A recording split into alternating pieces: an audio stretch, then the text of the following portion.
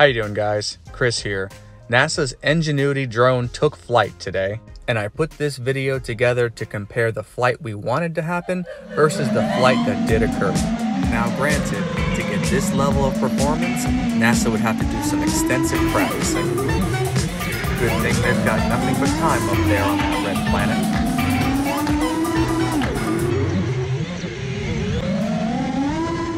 That was fun. And now we'll take a look at the historic flight that actually occurred.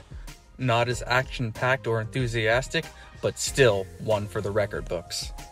Here you see Ingenuity hovering above itself, casting its shadow onto Mars. And here's the rover view of Ingenuity hovering about 3 meters off the ground. To see any mobility out of the Ingenuity drone, we'll have to wait for the next flight. But for now, this was still pretty cool. Till the next one, thanks for watching. Don't forget to like and subscribe.